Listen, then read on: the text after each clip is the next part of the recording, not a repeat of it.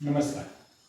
આજે આપણે આ વિડીયોમાં ધોરણ 8 ગણિત વિષય પ્રકરણ 1 સમય સંખ્યા અંતર્ગત સ્વાધ્યાય 1.1 ના જે દાખલાઓ છે એની આપણે સમજ મેળવવાના છીએ. ચાલો જોઈએ. પ્રશ્ન 1 છે કે નીચે આપેલ ગુણાકારની ક્રિયામાં કયા ગુણધર્મનો ઉપયોગ થયો છે તે જણાવો. 1 નંબરનો પ્રશ્ન છે ऋण 4 पंचमांश गुणिया 1 बराबर 1 गुणिया ऋण 4 पंचमांश बराबर ऋण 4 पंचमांश એટલે કે આ સંખ્યાનો જે જવાબ છે ऋण 4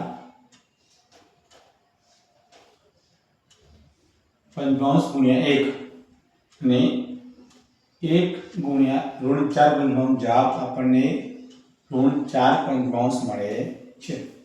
અહીંયા 1 વડે ગુણ્યું છે, અહીંયા પણ 1 વડે ગુણેલ છે, તો જવાબ આપણને મૂળ સંખ્યા જ મળે છે, જવાબ બદલાતો નથી. એટલે 1 છે એ ગુણાકાર માટેની તટસ્થ સંખ્યા છે. તટસ્થ સંખ્યા એવી સંખ્યા કે જે સંખ્યા વડે ગુણતા પરિણામમાં ફેર પડતો નથી, એટલે કે મૂળ સંખ્યા જ મળે છે. અહીંયા 1 વડે ગુણતા મૂળ સંખ્યા ઋણ 4 પંચમાંશ મળે છે. માટે આ વિધાનમાં गुणाकारनी तटस्थ संख्या 1 છે તેનો ગુણધર્મનો નિયમ લાગુ પડે છે. પ્રશ્ન 2 ऋण 13/17 ગુણ્યા ऋण 2/7 બરાબર ऋण 2/7 ગુણ્યા ऋण 13/17. અહીંયા આપણને ખ્યાલ આવી જાય છે કે અહીંયા સંખ્યાનો ક્રમ બદલેલ જોવા મળે છે. જેમ કે અહીંયા સમય સંખ્યા અહીંયા જે પ્રથમ છે અહીંયા બીજા નંબરે મૂકેલ છે, જે સંખ્યા અહીંયા બીજા નંબરે છે તે સંખ્યા અહીંયા પ્રથમ નંબરે મૂકેલ છે. ટૂંકમાં અહીંયા સમય સંખ્યાનો ક્રમ બદલેલ છે, માટે આ વિધાનની અંદર ક્રમનો ગુણધર્મ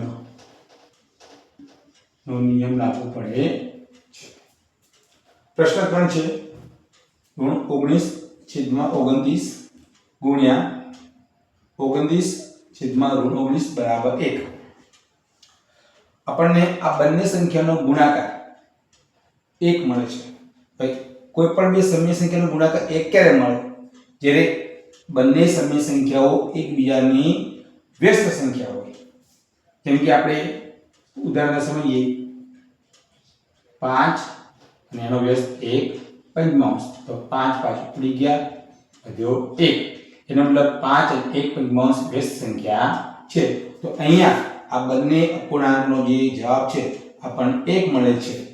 માટે અહીંયા આપણે વ્યસ્ત સંખ્યાનો નિયમ, વ્યસ્ત સંખ્યાનો ગુણધર્મનો નિયમ લાગુ પડે છે.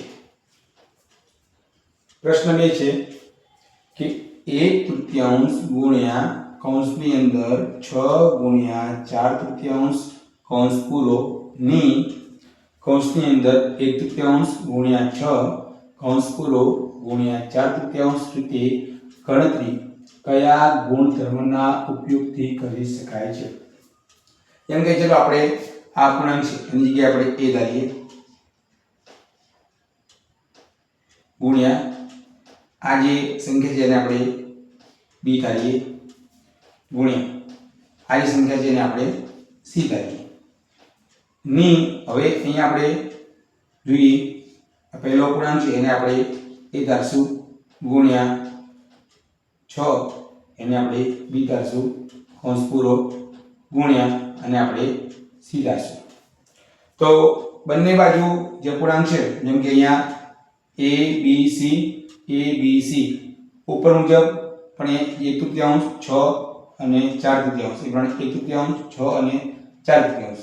અહીંયા આપણને ખ્યાલ આવશે કે પહેલા જે રકમ છે એમાં b ગુણ્યા c એટલે કે 6 ગુણ્યા 4/3 નું જૂથ બનાવેલું છે, જ્યારે આ બાજુ અહીંયા a ગુણ્યા b નું જૂથ બનાવીને ત્રીજી સંખ્યાએ ગુણાકાર કરેલ છે.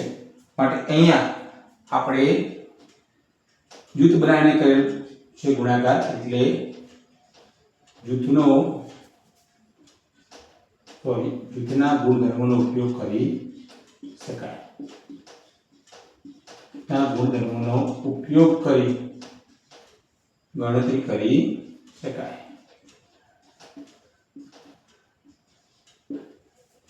પ્રશ્ન 3 છે કે બે સમય સંખ્યાનો ગુણાકાર હંમેશા ખાલી જગ્યા જ હોય. ચાલો આપણે ઉદાહરણ દ્વારા સમજીએ. જેમ કે 1/5 ગુણ્યા 3/5 કર્યો આપણે ગુણાકાર. 1/5 સમય સંખ્યા છે, 3/5 પણ સમય સંખ્યા છે. અંશનો ગુણાકાર 3 × 3, છેદનો ગુણાકાર 2 × 10. આપણને જવાબ મળશે 3 દશાંશ. તો જો આ સમય સંખ્યા, આ સમય સંખ્યા બંનેનો ગુણાકાર જે મળી 3 દશાંશ એ પણ સમય સંખ્યા છે. માટે બે સમય સંખ્યાનો ગુણાકાર હંમેશા સમય સંખ્યા જ હોય. વિડિયો ગમ્યો તો લાઈક, શેર અને ચેનલને સબસ્ક્રાઇબ કરજો. વિડિયો જોવા બદલ ખૂબ ખૂબ આભાર.